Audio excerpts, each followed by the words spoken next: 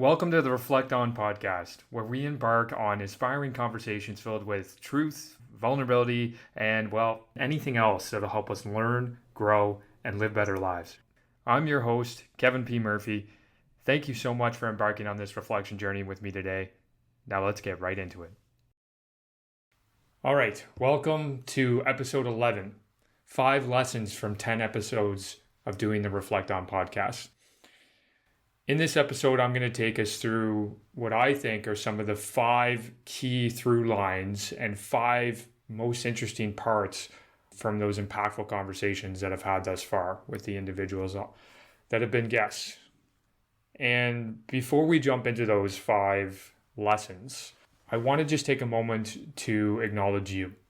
So whether this is your first time, this is your first time engaging at the Reflect On podcast, or whether you've been a listener from the beginning, or whether you're someone who's just impacted me before I even started this, I just want to say a sincere thank you. This is something that has been a long time coming for me, although I didn't really know how it was going to manifest.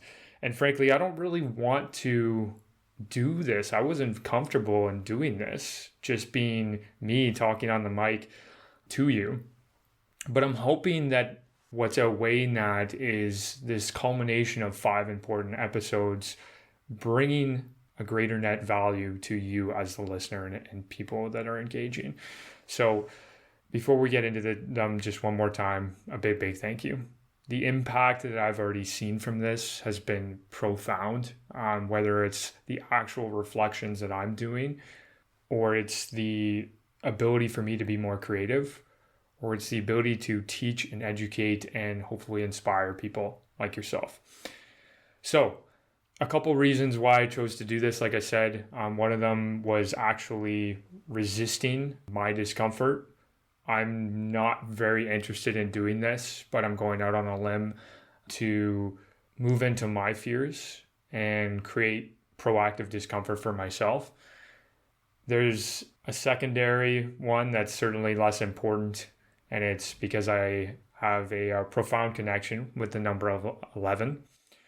Those of you who know me well will understand why. But the third is definitely the most important reason, which is that it's honoring to me the spirit of what this podcast is about going inside of yourself, about trying to create more purpose, trying to inspire more joy, trying to understand what's important to you in this life. So without further ado, let's get into the 5 lessons from 10 episodes of the Reflect On podcast. Number 1, patience and purpose is important on the path to a difficult journey. This one's an interesting one. I chose this first because, frankly, this journey for me has been incredibly difficult. But it's those things in life that are usually the most difficult that are often the most rewarding. I couldn't imagine that what I was doing would manifest itself in the creative realms of becoming a podcast, but it's enjoyable, it's creative, it's fulfilling something in me that I never thought possible. And the point I'm trying to make with all that is that, frankly, starting anything new is tough.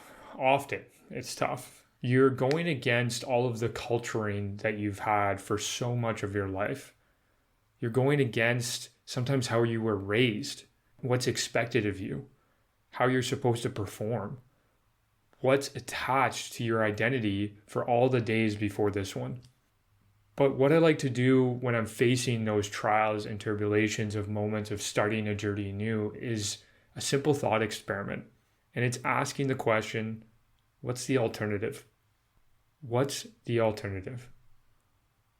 What's the alternative if you don't start this journey anew? Do you become conformed to a life of potential mediocrity? Do you follow the paths of others instead of following your own? Although those things may sound cliche or woo-woo, it's really until you start that new journey that you'll even begin to get remnants of the answer. What's the alternative? And sometimes the biggest risks in life are not the ones you think you're taking with that new journey, but they're actually not taking the journey at all. So understanding those moments to me of patience and purpose, rather, when you're starting something new is incredibly, incredibly important. All right, lesson number 2. Impermanence surrounds us. So this is something I learned incredibly from episode number 2 with Dr. Taylor Thurston, and episodes number 6 and 7 with Adik Chopra, both of which are great friends of mine. They, in those moments and even editing and understanding those episodes, just taught me so much. But one of the biggest ones I got from them was that impermanence surrounds us.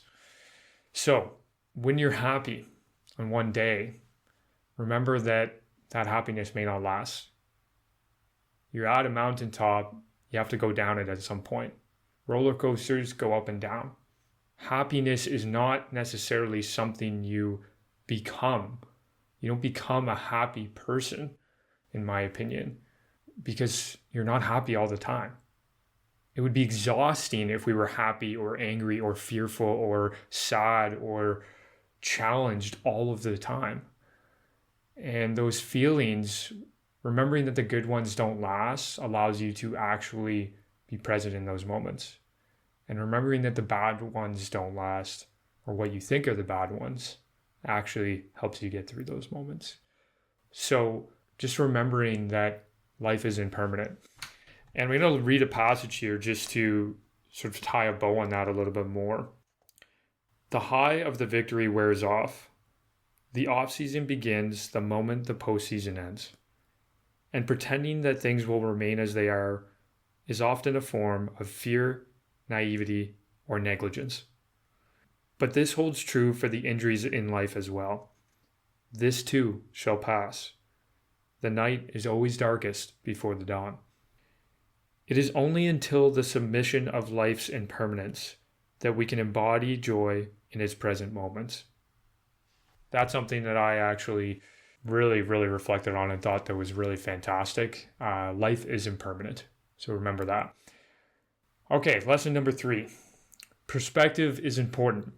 There's always someone who's been through worse. So there's a couple of times over the 10 episodes that I've certainly understood this, but none really shines more, in my opinion, than Helga Flower. Helga Flower, if you haven't engaged, I certainly would direct you there to just hear an inspiring story. She is an incredible storyteller. She's an artist, but she's someone who's lasted through a life of just tragedy and injustices and fears and so much trauma induced on her. We all certainly have our traumas in our own ways, but what Helga has been through is just saying it's inspiring is really not enough, in my opinion. And what that leads me to is that when you're going through something tough, or when you're trying to combat or be angry or understanding that you're in a challenging time, just remember that there's usually someone in the world that has it worse than you right now. You know, whether that's as simple as you just being here and having life, whether it's the fact that you can walk when there's someone next to you that can't, or so many of us that can barely think or walk or do any of the things that we often take for granted. And even if there is an entirely able-bodied person mentally and physically, there's people that have just been through so much worse than we can ever imagine in our lives. And I think that's an important thought exercise sometimes, to understand that, you know, there's someone in the world that's gone through something worse and probably pushed through it. So why not you? Why not you? And it also leads to another point of about time. This was from episode 1 with Jim Roche, where he helped me understand that we all have the same 24 hours in a day. There's no cheat code, there's no hack, there's no life hack, there's no shortcut to getting more time. It really is the most valuable currency we have, in my opinion. And I'm certainly guilty of taking it for granted quite often. But sometimes just remembering that, and instead of going through the next thought of beating yourself up, can just be a healthy reminder to take advantage and make the most of the time you have. All right, lesson number 4. Money is a powerful motivator, but it doesn't give you the wealth of life. This is really interesting. It comes on the heels of a few things. One of the authors I actually read a lot is Robin Sharma. He actually just released a book regarding the wealth of life, but I learned it a lot from a few episodes. And the most sounding ones were certainly Craig O'Neill, episode 5. And it's something that he said in our conversation, which was something he learned from someone very early on in his life. And it was the following: if you do not want money to hold power over you, give it away. If you do not want money to hold power over you, give it away. This is a really powerful lesson, whether it's a charitable or it's a disassociation with money. It just disengages that form of wealth that we all think is often the most important. But when I've had conversations with people often about what means the most to them, what does all the money in the world mean if you don't have your health? What does all the money in the world mean if you have no one to share it with? No one to live this thing called life? This definitely correlates to Kirsty Maharaj in episode 4 when she talks about the money doom loop. She was in a perpetual state almost of just getting money, striving to earn more and more money, whether that was multiple jobs or putting herself through misery or doing the traditional path that was expected of her. She would retain more money, she would get there, and then she'd recognize that, okay, I only need so much money to be happy. Or rather, she couldn't recognize that right away, and there would always be a next level. So going through the money doom loop is something that really expresses that there's so many other different forms of happiness and wealth. And I would challenge you to look at Robin Sharma's work on this. Like I said, he's really, really impactful in the viewpoint he has on it. And money is not everything, but it's salient. It's what we look at and understand. It's a number. We can digest it. We can't digest community. We can't measure that, or connection, or care that we have for people around us and ourselves. But remember that if you don't have money, if you don't have your health, you don't have other forms of wealth that you may consider, money may not matter at all. Okay, 4 lessons thus far. I think this 5th one is certainly the most powerful. And it's one that I learned from Chris Warren in episode 3, Imran Texera, episode 10. And the final one is number 5. Our uniqueness is something to be celebrated. So when I think about all these things and how I learned this, Chris Warren talks about the concept of cultural acuity. And I think it's fantastic. It reminds us he's someone that's really well traveled. He's interacted with so many people from all different walks of life. And, Imran Texera does the same thing when he brings it together, brings people together with the commonality of food and indulgence that we have in that. The fact is that there's just something about us that's all the same, but yeah, we're so different. I'm often drawn to this passage from Bill Clinton's speech, actually. It was June 26th, 2000.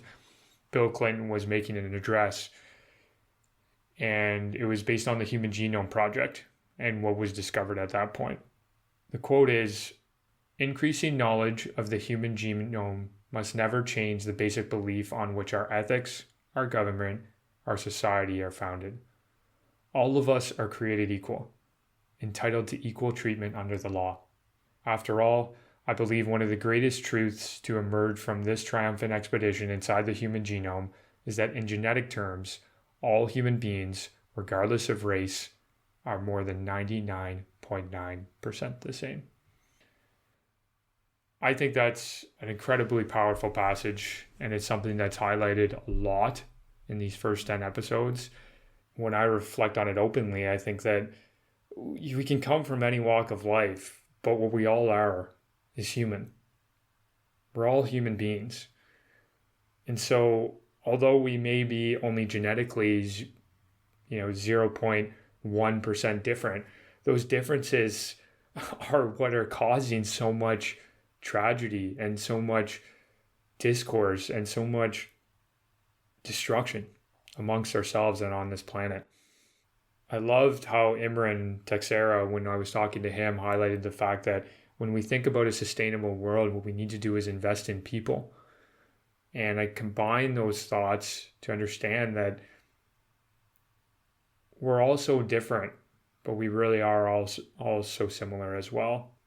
When I hear the word weird as an example, I actually celebrate that word now. I want to be weird, as odd as that may sound, pun intended, that to be weird is to be different, to be unknown, but we are all different, and that's okay. And so, our uniqueness is something to be celebrated, but remember that we're all in this together. All right, so 5 lessons from 10 episodes. There we have it.